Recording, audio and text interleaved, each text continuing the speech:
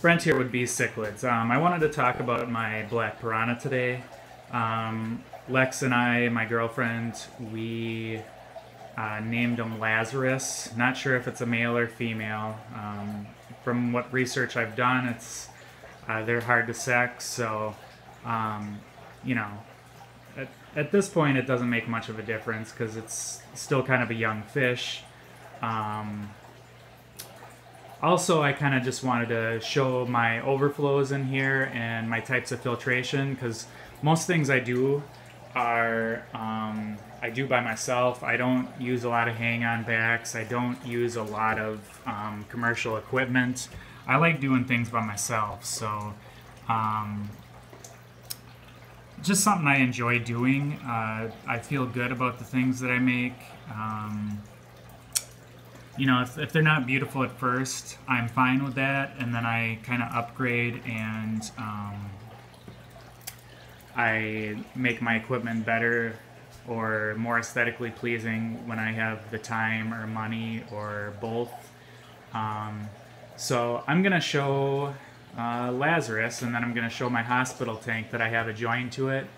I also have some pothos plants hanging in the back. I've got some arrowhead plants. I've got a dracaena. I also have a monstera in the back of there with some pretty nice sized roots, and you know, eventually they're going to get bigger. But so I'm just going to show you my tank. Thanks. So this is a 55. I mean, this isn't going to be his permanent home. I mean, he's going to get bigger.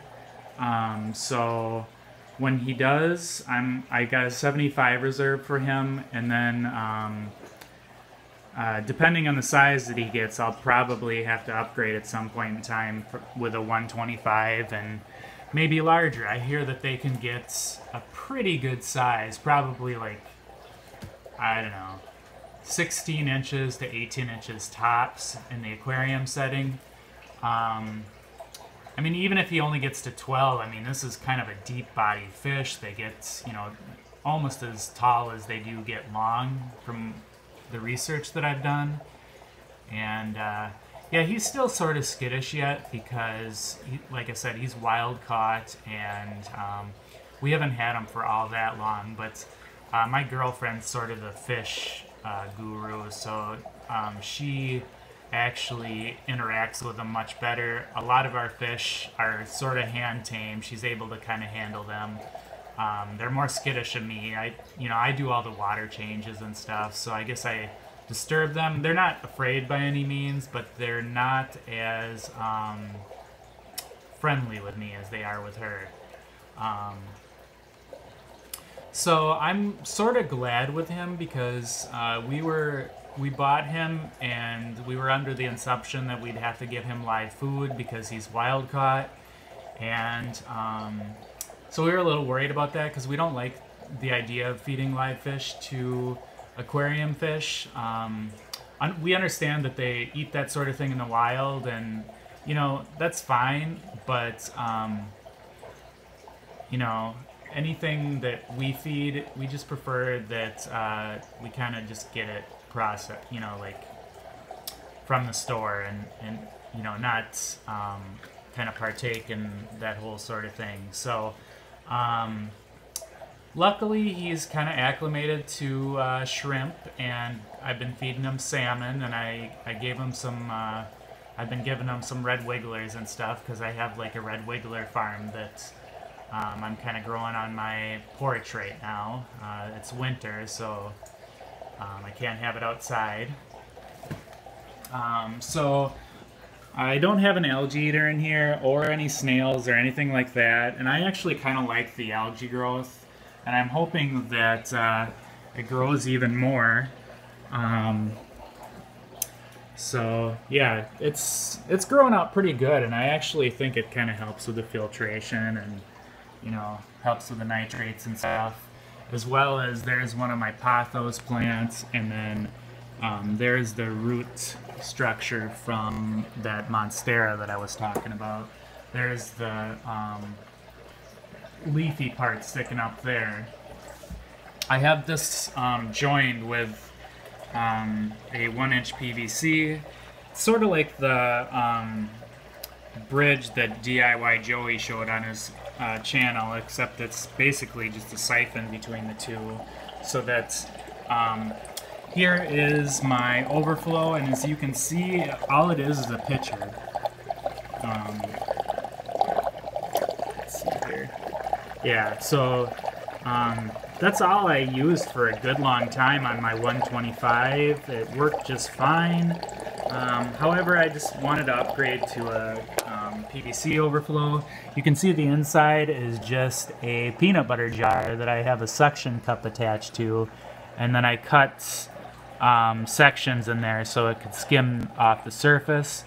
And I've got like a, I want to say it's like an 800 gallon per hour wave maker. And for a 55 gallon tank, I mean, this is, you know, really good flow. My tank stays really clear. My levels are all really good. I don't really monitor them, but my girlfriend does. She does that thing for me, and I do all the cleaning. So I have these. This is my hospital tank. This is my Akai cichlid. He was getting kind of beat up in my community African tank, and so was my frontosa. So I put these in the adjoining tank next to it. I've got an undergravel filter in this one as well because I figured it would, you know, kind of add filtration. And the reason why I have the hospital tank adjoined and I'm not all too worried about it is because they don't have ick or anything like that or any other sorts of diseases. They were just getting picked on, so I just wanted to separate them so that they could kind of recover. I've got both my filters in here because these guys are small, or not filters. I've got both of my heaters in here because these guys are smaller and they're not going to do any damage. So I figured it'd be better to keep it in here, and it's enough circulation in here anyways to, you know, kind of keep both these tanks heated. Right now I got this fluorescent light fixture from the curb, and that's what I've been using. Probably at some point in time I'll paint her up.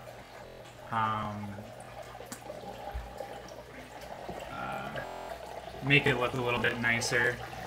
Down here you can see I've got a Sterilite container, and then I have a trash can with a plastic shoebox in it, and then some sort of to-go container that I have polyester filter floss mechanical media in there to kind of pull out particulate, and then it's showering over probably some pot scrubbing. I don't really remember, but that's what I have in most of my tanks.